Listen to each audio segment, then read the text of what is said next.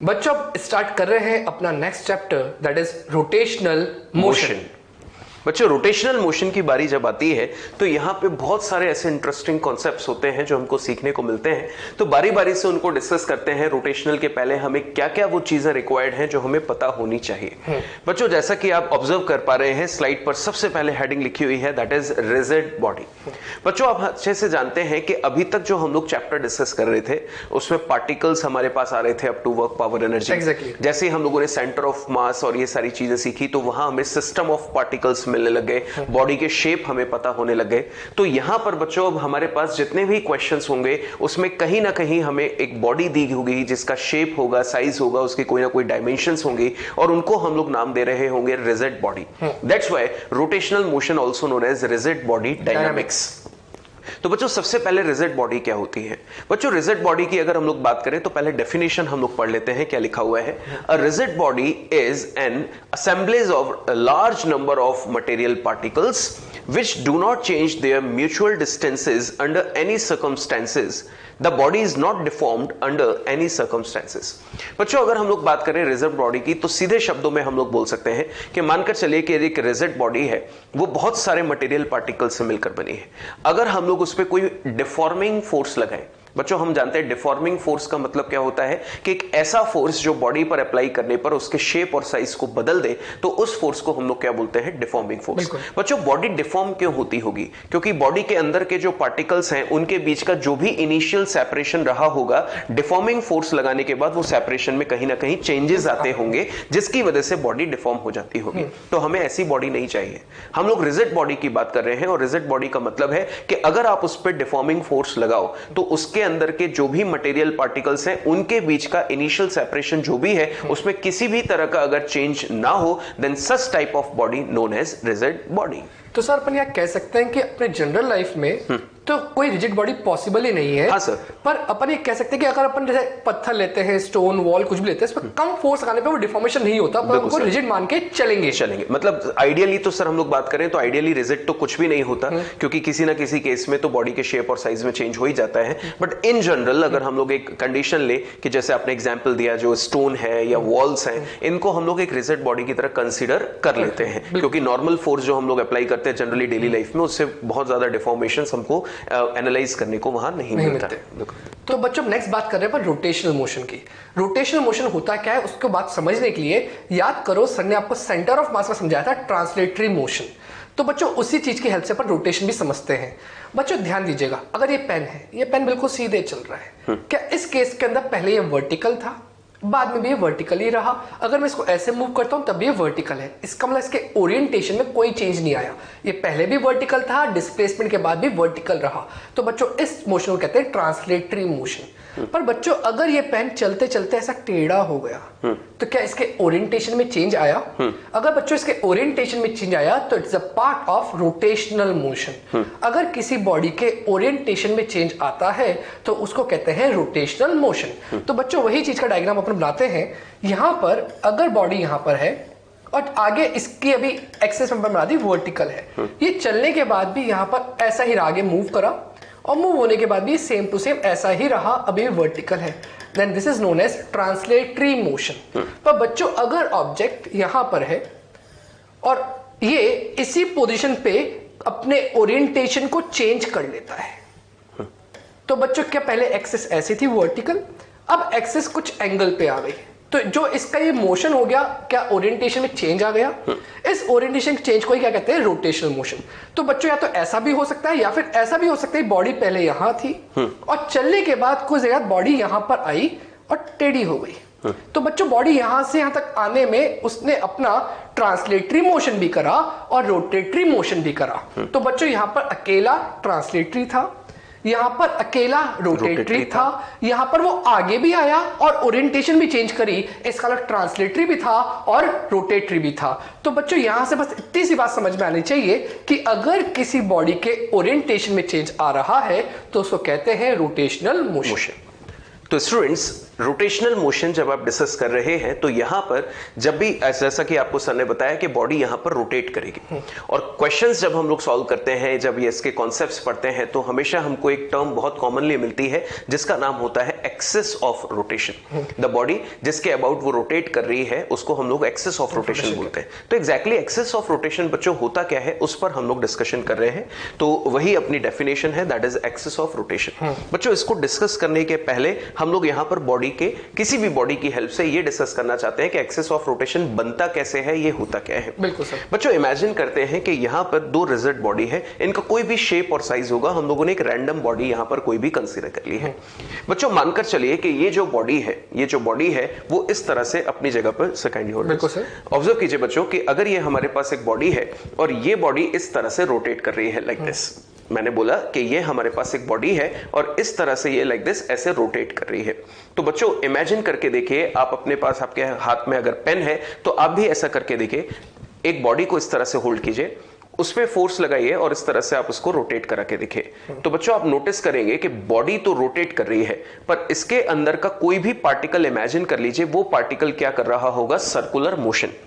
Imagine कीजिए ये जो पेन है इसकी टिप को आप इमेजिन कीजिए, जब ये पेन रोटेट कर रहा है तो इसकी टिप का पाथ अगर आप नोटिस करें तो पाथ कैसा है, सर्कुलर। मतलब ये टिप जो है वो सर्कुलर पाथ ट्रेस कर रही है। ऐसे ही बॉडी के कई पार्टिकल्स या सभी पार्टिकल्स हम लोग बोल सकते हैं यहां पर कैसा पाथ ट्रेस कर रहे होंगे, सर्कुलर पाथ। तो बच्चों अगर हम लोग उनको बारी बारी से बनाए तो नोटिस कीजिए यहां पर लेट अस कंसीडर इस बॉडी के अंदर इनफाइनाइट पार्टिकल्स होंगे। एग्जैक्टली। इनमें से कुछ पार्टिकल मैं कंसीडर कर रहा हूं, एक मैंने यहां कंसीडर कर लिया, एक यहां कर लिया, एक यहां कर लिया और एक यहां कर लिया। मैंने कुछ 4 पार्टिकल्स बच्चों इसके अंदर बना दिए हैं। अब बच्चों अगर ये 4 पार्टिकल्स मैंने बना दिए हैं तो ये चारों पार्टिकल्स जब रिजिड बॉडी ऐसे रोटेट करेगी तो ये चारों पार्टिकल इस तरह का सर्कुलर मोशन परफॉर्म करेंगे। तो बच्चों अगर ये सर्कुलर मोशन परफॉर्म कर रहे हैं तो इनके सर्कुलर पाथ को अगर मैं बना दूं तो ये हो गया इस पार्टिकल का सर्कुलर पाथ, ये हम लोग बना देते हैं दूसरे पार्टिकल का सर्कुलर पाथ, ये थोड़ा और दूर है, इसका सर्कुलर पाथ और बड़ा होगा, ये कंपैरेटिवली पास है तो इसका सर्कुलर पाथ थोड़ा सा इनके रिस्पेक्ट में छोटा होगा। बच्चों ये हो गए हर एक पार्टिकल के सर्कुलर पाथ, ऐसे बहुत सारे सर्कुलर पाथ पॉसिबल हैं। तो बच्चों नोटिस कीजिए कि इन सभी सर्कल के अगर सेंटर्स को हम लोग यहां पर मार्क कर लें और इन सेंटर्स को एक इमेजिनरी लाइन से ज्वाइन कर दें लाइक दिस, इन सेंटर्स को एक इमेजिनरी लाइन से ज्वाइन कर दें, तो ये जो इमेजिनरी लाइन होती है इसको हम लोग नाम देते हैं एक्सिस ऑफ रोटेशन। तो ऑब्जर्व किया बच्चों आपने कि हम लोग पढ़ने तो जा रहे हैं rotational motion of a rigid body. तो जब रिजिड बॉडी रोटेट कर रही है तो इसके अंदर जो पार्टिकल्स है वो सर्कुलर मोशन कर रहे हैं। तो हम ऐसा भी बोल सकते हैं कि ये बहुत सारे पार्टिकल्स के सर्कुलर मोशन की भी एक स्टडी है जो हम लोग यहां पर कंबाइनली करेंगे in form of rigid body. तो बच्चों ये आपने नोटिस किया कि ये जो एक्सिस ऑफ रोटेशन है वो इस समय बॉडी के बाहर है, पर क्या ऐसी भी कंडीशंस बन सकती हैं जिसमें जो रिजिड बॉडी जो एक्सिस ऑफ रोटेशन है वो रिजिड बॉडी के अंदर भी हो सकता है। तो बच्चों बहुत सारे एग्जाम्पल है, आपने नोटिस किया है जब पार्क में हम लोग जानते हैं तो पार्क में इस तरह का गेट लगा होता है जिसमें 4 तरफ से दरवाजे होते हैं, हम घूमते हुए जाते हैं तो चारों तरफ वो गेट चलता रहता है, तो एक्सिस ऑफ रोटेशन कहां जाता है, उसके बीच में। बिल्कुल। तो मानकर चलिए बच्चों कि एक्सिस ऑफ रोटेशन अगर हम लोग बॉडी के बीच में यहां कहीं बना दें तो नोटिस कीजिए जो बॉडी है वो इस एक्सिस ऑफ रोटेशन के अबाउट इस तरह से रोटेट कर रही होगी। तो बच्चों नोटिस कीजिए कि इस एक्सिस ऑफ रोटेशन पे जो पार्टिकल्स लाई कर रहे होंगे यहां पर, क्या वो सर्कुलर मोशन कर रहे होंगे? नहीं सर, वो सेंटर पे ही है। सेंटर पे ही है। तो इसका मतलब ये हुआ कि जो एक्सिस ऑफ रोटेशन पे पार्टिकल है वो सर्कुलर मोशन नहीं कर रहे, पर इस एक्सिस ऑफ रोटेशन के साइड में जो पार्टिकल होंगे वो इस बॉडी के साथ क्या कर रहे होंगे, सर्कुलर मोशन। तो इसका मतलब बच्चों हम लोग ये भी निकाल सकते हैं कि जो एक्सिस ऑफ रोटेशन होता है वो बॉडी के बाहर भी हो सकता है और बॉडी के अंदर भी हो सकता है। जब एक्सिस ऑफ रोटेशन बॉडी के बाहर होता है तो बॉडी का हर पार्टिकल सर्कुलर मोशन परफॉर्म करता है, और जब एक्सिस ऑफ रोटेशन बॉडी के अंदर होता है तो वो वाले पार्टिकल सर्कुलर मोशन नहीं करते जो एक्सिस पर लाई कर रहे हैं, पर उसके आसपास जो भी पार्टिकल होंगे वो सब सर्कुलर मोशन परफॉर्म करेंगे। तो वही चीज बच्चों लिखी हुई है, whenever a rigid body rotates then particles of body execute circular motion of different radius। जैसे कि आपने देखा सबके सर्कुलर पाथ अलग अलग हैं तो रेडियस भी अलग होगी। If we join the centers of circle of each particle of rigid body then we obtain an imaginary line called axis of rotation। और जैसा कि लिखा हुआ है कि this axis of rotation may lie inside or outside of the body। बिल्कुल sir. यहां theoretical question बनेगा कि एक्सिस ऑफ रोटेशन कहां हो जिससे बॉडी का हर पार्टिकल सर्कुलर मोशन करे, तो सीधा सा जवाब होगा बॉडी के बाहर। बिल्कुल बिल्कुल। तो बच्चों नेक्स्ट बात कर रहे हैं अपन रोटेशनल मोशन के टाइप्स की। तो बच्चों जैसा सर ने समझाया, एक्सिस ऑफ रोटेशन बहुत अहम रोल प्ले करता है रोटेशनल मोशन के अंदर। अब उसी के अकॉर्डिंग अपन आगे उसके टाइप्स के बारे में बात कर रहे हैं। तो बच्चों सबसे पहला टाइप है rotation about a fixed axis. बच्चों rotation about a fixed axis, for example अपने एग्जांपल लेते हैं फैन का। क्या फैन के अंदर आपका फैन एक पर्टिकुलर एक्सिस के अबाउट स्टेशनरी है, वो एक्सिस बिल्कुल वर्टिकल है और वो जो घूम रहा है वो उस एक्सिस के अबाउट ही घूम रहा है। क्या यहाँ पर एक्सिस का कोई मोशन हो रहा है? क्या नहीं हो रहा है सर। इसका मतलब एक्सिस कैसी है? फिक्स्ड है। अगर एक्सिस फिक्स्ड है तो पार्ट वही है rotation about a fixed axis. और इसका एक एग्जांपल भी देख लेते हैं। इसके एग्जांपल के अंदर आप देखो, ये पार्टिकल है या रिजिड बॉडी है, ये पर्टिकुलरली कौन सी एक्सिस के अबाउट गोल गोल घूम रही है? क्या वो एक्सिस कहां होनी चाहिए? पहचानो। सर्कल के सेंटर पे। बिल्कुल ऐसी होनी चाहिए जैसे मैंने पेन रखा है। इसका मतलब वो एक्सिस स्टेशनरी है but body is moving around it. इसका मतलब it is a part of rotation about a fixed axis. ठीक। बच्चों सेकंड एग्जांपल दिया है rotation motion about an axis in translation. मतलब यह हुआ कि जो एक्सिस है वो तो ट्रांसलेटरी मोशन कर रहा है और बॉडी जो है वो उस एक्सिस के अबाउट रोटेट कर रही है। इमेजिन कीजिए बच्चों गाड़ी का टायर, अगर हम लोग यहां पर एनिमेशन से उसको ऑब्जर्व करें तो बच्चों ये है एक्सिस। एक्सिस लगातार आगे चलता जा रहा है और इसके साथ जो टायर है वो कैसा मोशन कर रहा है? रोटेशनल मोशन, और आगे की तरफ बढ़ भी रहा है यानी कि ट्रांसलेशनल मोशन। तो बच्चों हमने ऑब्जर्व किया कि गाड़ी का टायर जो है, मानकर चलिए ये हो गया axis of rotation. Axis of rotation सिर्फ आगे चल रहा है और गाड़ी का टायर आगे चलते हुए रोटेट भी कर रहा है। तो इसको हम लोग बोलते हैं रोटेशनल मोशन। किसका? About an axis in translatory motion या ट्रांसलेशन। बिल्कुल। और बच्चों इसका सी पार्ट है rotation about an axis in rotation. इसका मतलब यहां पर बॉडी भी रोटेट कर रही है और एक्सिस भी रोटेट कर रही है। बच्चों इसका सबसे अच्छा एग्जांपल है स्पिनिंग टॉप, जिसको आप लट्टू भी कहते हैं। बिल्कुल सर। क्या बच्चों जो लट्टू होता है वो कुछ ऐसा हुआ, क्या उसका ये जो पॉइंट है, इस पॉइंट पर वो गोल गोल घूमता है अर्थ पर। और सोच के देखो इसकी एक्सिस ऑफ रोटेशन क्या होगी। अगर बच्चों मैं इसकी एक्सिस ऑफ रोटेशन बनाता हूं तो इसकी एक्सिस ऑफ रोटेशन ये होगी। बिल्कुल सर। इस एक्सिस के अबाउट वो गोल गोल घूम रहा है। पर सोच के देखो जब वो गोल घूमता है तो एक्सिस भी साथ में गोल घूमते हुए आती है। क्या वो ऐसा कोनिकल कुछ पाथ बनाती है?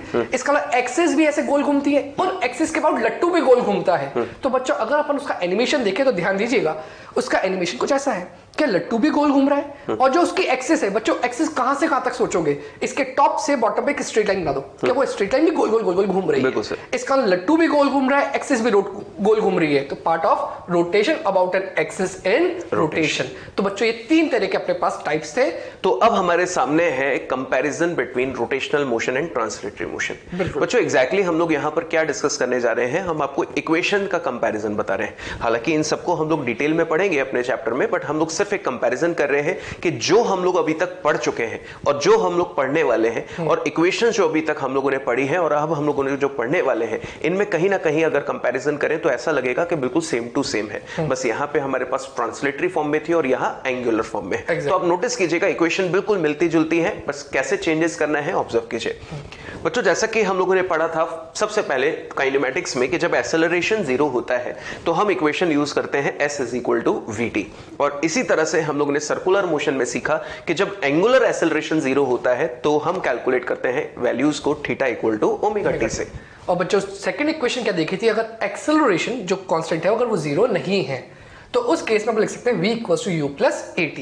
और अगर वहीं पर सर्कुलर मोशन में देखा था तो omega is equal to omega not plus alpha T. Similarly बच्चों second equation of motion s is equal to ut plus half at square, और उसी को हम लोगों ने जब सर्कुलर मोशन में एंगुलर फॉर्म में यूज किया तो theta equal to omega naught T plus half alpha T square. Similarly v square equal to u square plus 2s, v is omega naught square, u square omega naught का square plus 2 alpha and theta. बिल्कुल बच्चों ये equation आपको याद है अच्छे से, जब एक्सेलरेशन कांस्टेंट होता था और उसकी वैल्यू अगर हमें गिवन नहीं है तो हम इसकी हेल्प से अपने क्वेश्चन को जल्दी से सॉल्व करते थे।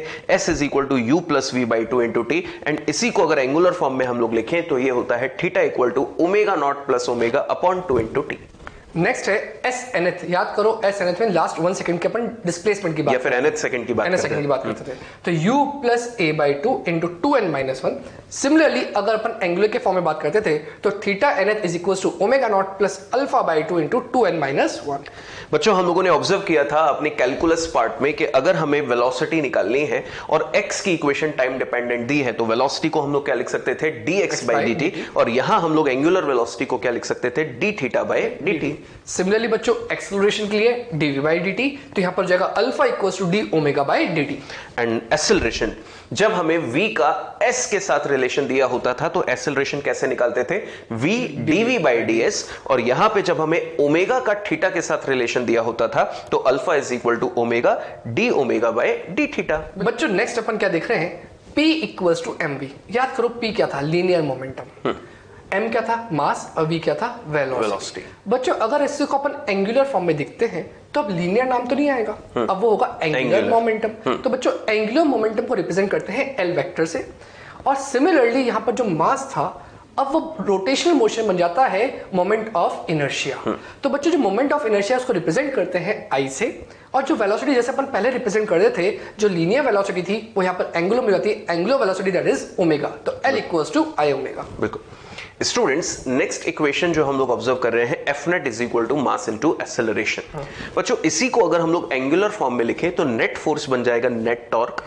मास इनर्शिया को रिप्रेजेंट करता था तो यहां पे इनर्शिया की जगह जो टर्म यूज करेंगे जैसा सर ने बताया वो होगी moment of inertia which is denoted by capital I, and acceleration बन जाएगा एंगुलर एक्सेलरेशन जो कि होगा अल्फा। तो ये equation F equal to ma, और एंगुलर मोशन में ये looks like net torque is equal to I alpha. बिल्कुल। सिमिलरली बच्चों impulse that is change in momentum, तो m v final minus v initial. अब बच्चों अपन दोनों में देख चुके हैं कि मास को किससे रिप्लेस कर रहे हैं, मोमेंट ऑफ इनर्शिया से, I से। v final omega final, v initial omega initial, इस अकॉर्डिंग एंगुलर इंपल्स का फॉर्मूला बन गया। तो बच्चों ट्रांसलेशनल काइनेटिक एनर्जी हम लोगों ने डिस्कस किया था एज हाफ mv स्क्वायर, और यहां पर रोटेशनल काइनेटिक एनर्जी टर्म आएगी तो बच्चों वही m किससे यहां पर डिफाइन हो गया, कैपिटल I से, यानी कि मोमेंट ऑफ इनर्शिया की फॉर्म में कन्वर्ट हो गया, और v बन गया एंगुलर वेलोसिटी। तो हियर हाफ mv स्क्वायर, और अब हम लोग यहां जो पढ़ेंगे वो होगी half I omega square. Similarly बच्चों वर्क डन क्या था, F डॉट S, फोर्स का वर्क डन। एग्जैक्टली फोर्स का वर्क डन। अब बच्चों सिमिलरली यहाँ पर फोर्स किससे रिप्लेस हुआ था, टॉर्क से, तो यहाँ पर जाएगा work done equals to torque dot theta, theta is angular displacement.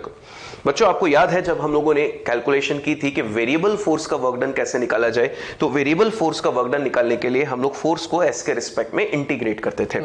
ऐसे ही यहां पर पूछा जाएगा find work done by variable torque, तो वेरिएबल टॉर्क का वर्क डन जैसे यहां फोर्स था उसकी जगह आ जाएगा टॉर्क, जैसा यहां ds था उसकी जगह यहां आ जाएगा d थीटा।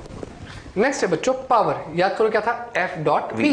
सिमिलरली यहां पर F तो क्या बन जाएगा, टॉर्क, और V क्या बन जाएगा, ओमेगा, तो again torque dot omega. And at last work energy theorem, जिसका मतलब था net work done by all the forces acting on the system is equal to change in translatory kinetic energy that is half mv square minus half mu square. बच्चों इसी को हम लोग rotational motion में use करेंगे इन angular form, तो ये हो जाएगा net work done by torque, ये था net work done by forces, और ये क्या net work done by net torque, जो भी वहां पर होगा is equal to change in rotatory kinetic energy, जैसे कि half I omega final square minus half I omega initial square. तो बच्चों हम लोगों ने नोटिस किया ये सारा कंपैरिजन, आपने नोटिस किया बच्चों कि इन सभी फॉर्मूलों में जैसे यहां पर m का रोल था इन जहां पर हम लोग डिस्कशन करते थे, वैसा ही यहां पर आपको रोल देखने को मिल रहा है हर फॉर्मूले में। मोमेंटम एंगुलर मोमेंटम से रिप्लेस हुआ तो कैपिटल I यहां पर हो गया, टॉर्क की इक्वेशन देखी तो m की जगह I आ गया, एंगुलर इंपल्स देखा तो वहां पर m था, यहां पे क्या आ गया I, यहां पर हम लोगों ने काइनेटिक एनर्जी की इक्वेशन देखी तो वहां m होता था, यहां पे I, मतलब हर बार आप नोटिस कर रहे हैं कि m हटके I बन गया। तो इसका मतलब पूरे चैप्टर को पढ़ने के लिए सबसे ज्यादा इंपॉर्टेंट जो क्वांटिटी हमको नजर आ रही है इन सभी फॉर्मूलों में वो कौन सी है, I। तो इसका मतलब इस चैप्टर में सबसे पहली इंपॉर्टेंट चीज जो हम लोग पढ़ेंगे अपने कॉन्सेप्ट्स में वो होगी I known as moment of inertia. वो कैसे होगी वो हम लोग टाइमली डिस्कस करेंगे, पहले और कुछ बेसिक्स पर बात करते हैं जो हमें रिक्वायर्ड है। बिल्कुल। तो बच्चों नेक्स्ट इंपॉर्टेंट पॉइंट है, whenever a rigid body rotates then particle of body execute circular motion of different radius। जैसा आपने देखा था सर ने एक्सिस के बारे में बताया था, their angular variables remain same while their linear variables are different। अब बच्चों ये कैसे होता है सर आपको एक्सप्लेन कर रहे हैं। देखो तो स्टूडेंट्स ऑब्जर्व कीजिए कि यहां पर एक रॉड है। आपको याद होगा ऐसा क्वेश्चन सर्कुलर मोशन में जब हमने किया था इस तरह का, तो सर ने आपको ऑलरेडी इस तरह का एक्सप्लेनेशन दिया था और वही चीज हम लोग यहां पर दोबारा से कर रहे हैं। तो बच्चों मानकर चलिए कि एक रॉड है और रॉड के अंदर बहुत सारे पार्टिकल्स होंगे। हम उनमें से कुछ पर्टिकुलर पार्टिकल्स को मार्क करके स्टडी कर रहे हैं। क्या सीखा हम लोगों ने कि जब भी रिजिड बॉडी रोटेट करेगी तो उनके अंदर के पार्टिकल्स डिफरेंट रेडियस के सर्कुलर मोशन परफॉर्म करते हैं लाइक दिस। बच्चों जब ये रॉड रोटेट की तो मानकर चलिए कि यहां पर कुछ टी टाइम बाद पहुंच गई है। बच्चों नोटिस कीजिए रॉड पहले हॉरिजॉन्टल थी और टी टाइम बाद यहां पर आ गई और आपने नोटिस किया पूरी रॉड एक साथ यहां पे पहुंची है। ऐसा नहीं है कि रॉड का पहला पार्टिकल पहले पहुंच गया हो या बाद वाले पार्टिकल लेट पहुंचे हो, सारे के सारे पार्टिकल एक साथ यहां पर पहुंचे हैं। तो बच्चों अगर हम लोग इनिशियल लोकेशन देखें तो ये रॉड की इनिशियल लोकेशन थी, ये पार्टिकल्स हैं जिनको हम लोग स्टडी कर रहे हैं और जैसे ही रॉड ने रोटेशन किया ये वाले पार्टिकल सर्कुलर मोशन परफॉर्म करते हुए ऊपर की तरफ आ गए लाइक दिस। बच्चों नोटिस कीजिए कि अगर हम लोग इन पार्टिकल्स को कुछ नाम दे देते, मान लीजिए particle A, particle B, particle C, ठीक है। तो ऑब्जर्व कीजिए बच्चों तीनों पार्टिकल सेम टाइम में यहां पहुंचे हैं। अगर मैं आपसे पूछूं कि तीनों पार्टिकल ने अपनी इनिशियल लोकेशन से जो एंगल कवर किया है, क्या तीनों पार्टिकल्स के लिए वो एंगल थीटा एग्जैक्टली सेम आ रहा है? बिल्कुल sir. So here I can write theta of particle A is equal to theta of particle B is equal to theta of particle C.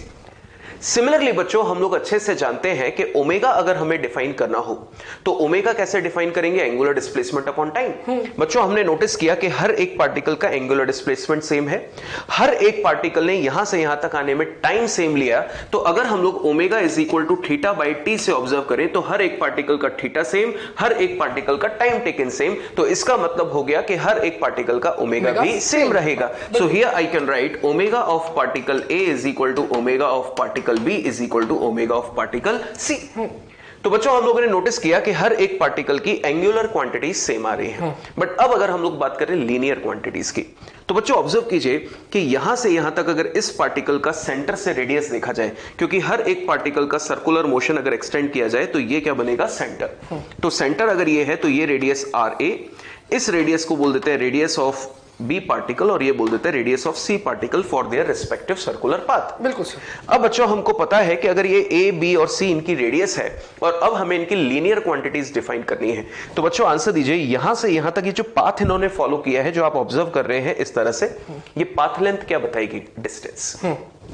Observe कीजिए बच्चों यहां से यहां तक इसने जो डिस्टेंस कवर की, यहां से यहां तक इसने जो डिस्टेंस कवर की और यहां से यहां तक इसने जो डिस्टेंस कवर की, तीनों ने डिस्टेंसेस इक्वल टाइम में कवर की है।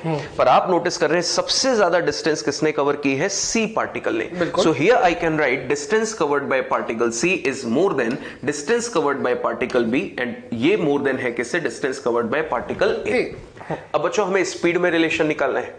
स्पीड में रिलेशन हम लोग या तो ओमेगा की हेल्प से निकाल सकते हैं या डिस्टेंस की हेल्प से निकाल सकते हैं। आंसर दीजिए अगर ये तीनों 0 सेकंड पे यहां थे और t सेकंड बाद यहां पहुंच गए हैं, तो तीनों ने t सेकंड में अगर ये डिस्टेंसेस कवर की है तो सबसे ज्यादा डिस्टेंस अगर इस पार्टिकल ने कवर की है तो इसका मतलब स्पीड भी इस पार्टिकल की सबसे ज्यादा रही होगी। और इसको हम लोग प्रूफ कर सकते हैं बच्चों with the help of v is equal to omega are.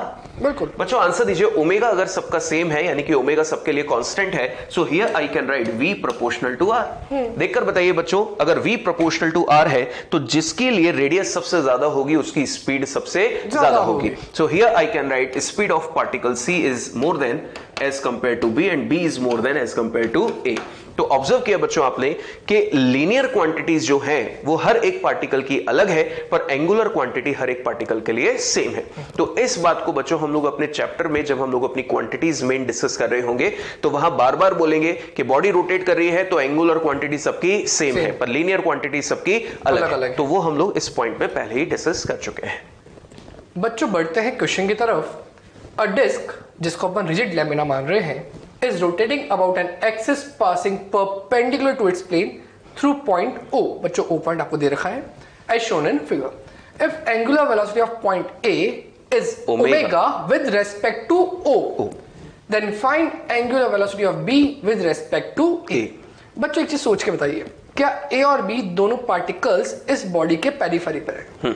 तो अगर मेरे को दे रखा है कि यहाँ पर A पार्टिकल का एंगुलर वेलोसिटी ओमेगा है, तो मैं मान लेता हूं कि जो इसकी वेलोसिटी है वो v है। तो बच्चों चेक करते हैं क्या ये r, ये O पॉइंट के बाद इसका ओमेगा की वैल्यू क्या होगी, क्या omega is equals to v by r. और बच्चों जिस पॉइंट के अबाउट देख रहे हैं वो ओरिजिन है, और ओरिजिन से ए का डिस्टेंस कितना है आर, इसलिए यहाँ पे क्या लिखा आर। क्या यहाँ से मेरे पास वी की वैल्यू आ गई ओमेगा आर। बिल्कुल। अब बच्चों सिमिलरली सोच के बताइए, अभी सर ने क्या बोला कि जो पार्टिकल्स हैं उनकी लीनियर वेलोसिटीज अलग अलग हो सकती हैं, पर अगर आप देखें तो ये पार्टिकल ए और पार्टिकल बी दोनों सेम रेडियस पर है। इसका मतलब ये हुआ कि जब पार्टिकल ए घूमकर यहां पहुंचेगा तो बी यहां पहुंच जाएगा। तो इसका मतलब ये भी है कि दोनों ने सेम डिस्टेंस कवर करा सेम टाइम में। वापस बोल रहा हूं, जब ए यहां से गोल घूमता हुआ इधर आएगा, कैसे हाफ सर्कल कवर करा, बी भी यहां से गोल घूमते हुए ए पे पहुंच जाएगा, इसका नहीं हाफ सर्कल कवर करा। क्या दोनों ने सेम डिस्टेंस कवर करा सेम टाइम के अंदर। बिल्कुल। इसका मतलब उन दोनों की क्या चीज सेम है, स्पीड। अगर दोनों की स्पीड सेम है तो आई कैन से v, अगर इसको मैं मार्क करता हूं va, then vb is also equal to v, which is also again equal to omega r। इसका मतलब क्या हुआ कि जो b है उस b का भी जो एंगुलर वेलोसिटी होगी विद रेस्पेक्ट टू ओरिजिन वो भी कितनी होगी, ओमेगा। तो बच्चों अपन क्या लिख रहे हैं ध्यान दीजिएगा, angular velocity of a with respect to origin, angular velocity of a with respect to origin is omega. Angular velocity of b with respect to origin is also omega. पर क्वेश्चन ने पूछा है find angular velocity of b with respect to a। तो बच्चों अपने को क्या क्या मालूम पड़ गया, ध्यान दीजिएगा, इसकी स्पीड कितनी v, इसकी स्पीड भी कितनी आई थी बच्चों अभी v।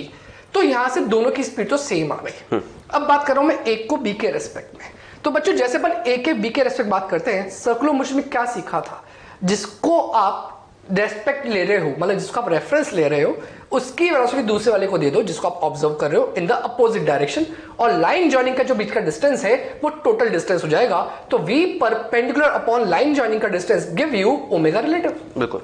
इसका मतलब यहां पर मुझे लिखना है omega of b with respect to a is equals to v perpendicular upon line joining का बीच का डिस्टेंस। तो बच्चों ध्यान दीजिएगा, क्या v परपेंडिकुलर, अगर मैंने a को एज ऑब्जर्वर माना है और मैं b को ऑब्जर्व कर रहा हूं, तो क्या a के पास वेलोसिटी अपवर्ड डायरेक्शन में है, तो b को वेलोसिटी कहां दे देंगे बच्चों, डाउनवर्ड डायरेक्शन में। इसका मतलब इधर। अब ये वेलोसिटी मेरे कोई काम की नहीं रही बिकॉज मैंने a को रेस्ट पे मान लिया। अब बच्चों b के पास कितनी वेलोसिटी आ गई, 2v। अब बच्चों a और b के बीच की जो पूरी लाइन जॉइनिंग है इसका डिस्टेंस कितना, r प्लस r 2r। तो आई कैन से क्या ये जो वेलोसिटी है ये लाइन जॉइनिंग के परपेंडिकुलर ही है, तो मैं लिख सकता हूं 2v by 2r। क्या बच्चों यहां से जो मेरे पास आंसर आया वो भी v by r आया। और v by r किसके बराबर था, ओमेगा। इसका omega of b with respect to a is again omega. तो बच्चों यहां से क्या सीखने को मिला कि ओरिजिन के रेस्पेक्ट में इस पार्टिकल का ओमेगा ही था, ओरिजिन के रेस्पेक्ट में b पार्टिकल का ओमेगा ही था, और b पार्टिकल का a के रेस्पेक्ट में ओमेगा ही है। इसका मतलब किसी भी रिजिड बॉडी में किसी भी पार्टिकल को किसी के भी रेस्पेक्ट में देखो inside the rigid body only, तो उसका जो एंगुलर वेलोसिटी आएगी वो रिजिड बॉडी के ओमेगा के बराबर ही होगी। वापस बोल रहा हूं, रिजिड बॉडी में किसी भी पार्टिकल को ऑब्जर्व करो किसी दूसरे पार्टिकल के रेस्पेक्ट में जो इनसाइड द रिजिड बॉडी ही है, तो उस पार्टिकल की एंगुलर वेलोसिटी रिजिड बॉडी के एंगुलर वेलोसिटी के एग्जैक्टली इक्वल आएगी। तो इसका मतलब omega will remain omega only.